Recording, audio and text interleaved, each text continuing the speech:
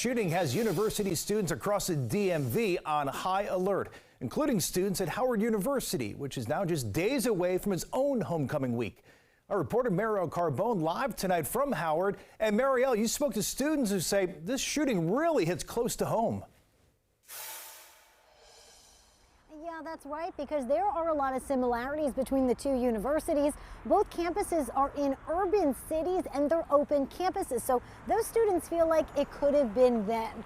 Meanwhile, a mother who I spoke to here locally feels like it hits even closer to home. Two of her sons attend Morgan State. I was shocked, I was afraid, I was scared. A rush of emotions. I go back to Columbine. I go back to movie theater shootings. Christina Moody has two sons who attend Morgan State University. One lives on campus. He said he heard shots underneath of him. Moody says her son Chase, a freshman, was sheltering in place in his dorm. She was on the phone with him from her home in Waldorf the whole time. I needed to stay calm for my son. I needed to stay calm for myself. Moody says it was a chaotic night with a lot of misinformation. Eventually, police began clearing rooms. That was another scary moment. Just us two. This video shows that happening in another student's dorm room.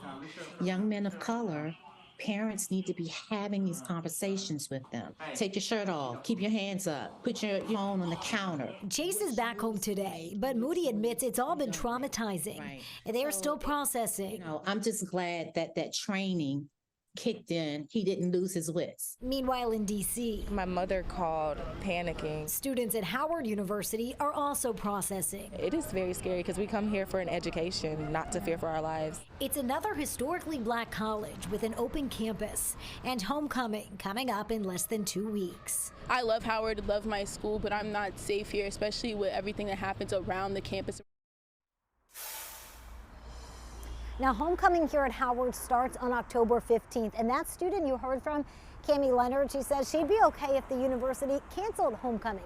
Her big concern is how easy it is for people who do not go to the school to move through campus. And that mother, Christina Moody, she says there are still a lot of unanswered questions, like who are the suspects in that shooting? She wants those answers before she feels safe sending her kids back to school. Reporting live from Howard tonight, I'm Marielle Carbone, DC News Now.